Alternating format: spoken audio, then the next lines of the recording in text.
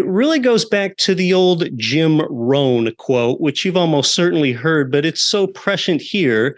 And that is, you are the average of the 5 people that you spend the most time with. Take your 5 closest friends, take their morals and values. They're probably pretty close to your morals and values. Take their formal educational attainment level. Take the way that they dress. Take the time that they go to bed at night. If you average the 5, that's about how you are. If you want to change yourself, change your 5. Just a great quote from the legendary business philosopher Jim Rohn. But I had found that 2 of my 5 closest friends about 20 years ago, Flip and Danny, what they had done is they made their first ever home, first ever property of any kind, a fourplex building where they lived in one unit and rented out the other 3. So because this is 2 of my 5, it sort of took on this context of normalcy to me. It didn't seem scary.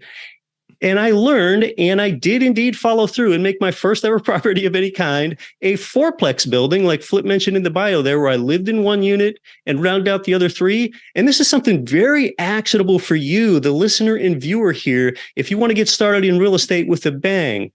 You can do exactly what I did. This program still exists. With an FHA loan, you can buy a single-family home, duplex, triplex, or fourplex. A fourplex is the biggest property that you can do it with, so I really recommend that you do it with a fourplex for economies of scale.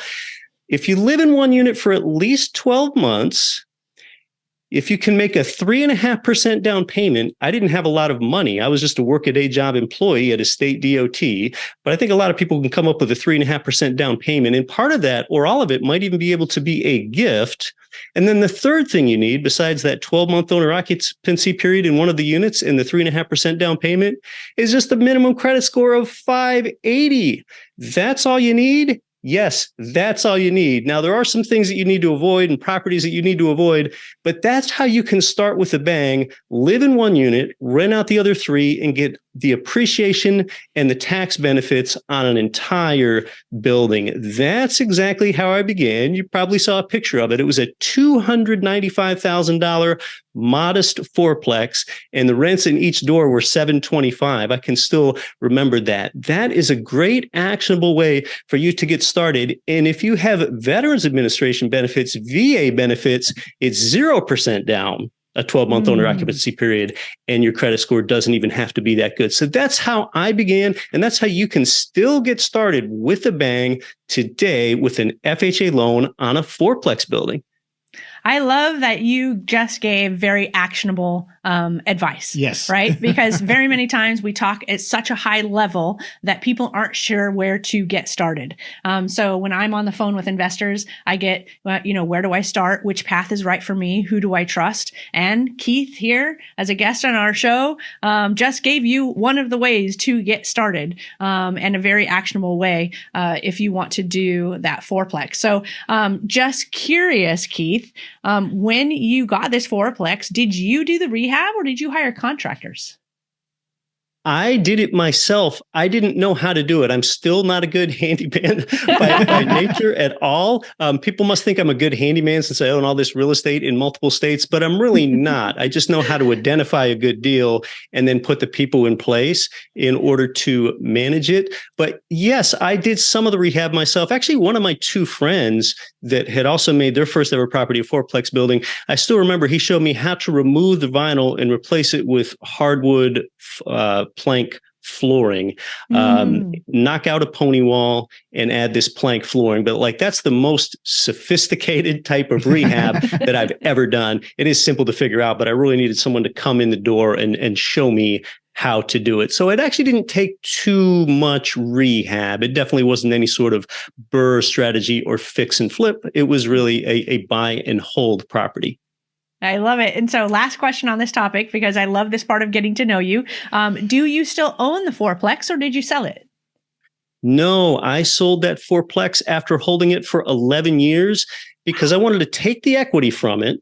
The return from home equity or property equity is always 0. And by 2013, I was aware of that. So what I did is a 1031 tax deferred exchange from that fourplex building into an 11 plex building, adding little or none of my own money. I just extracted the equity from a smaller property because it had grown, and I used that as a 20% down payment on an 11 plex. Nice. I love it. What a great strategy. Thank you for sharing that story.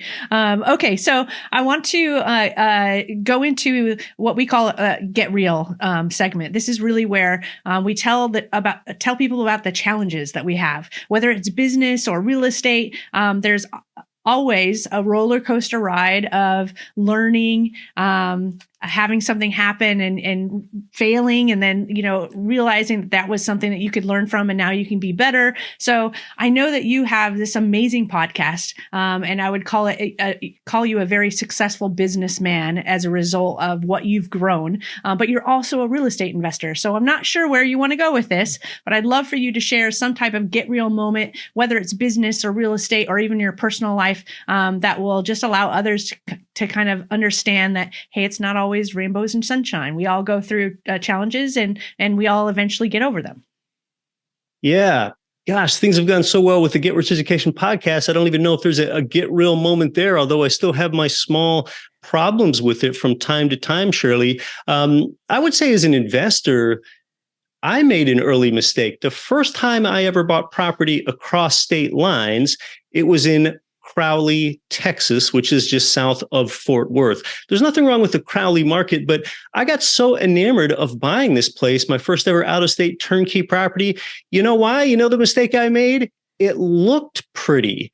Just because it looked pretty, and it was cheap and it looked pretty. It was a brick single-family home. I paid $153K for it.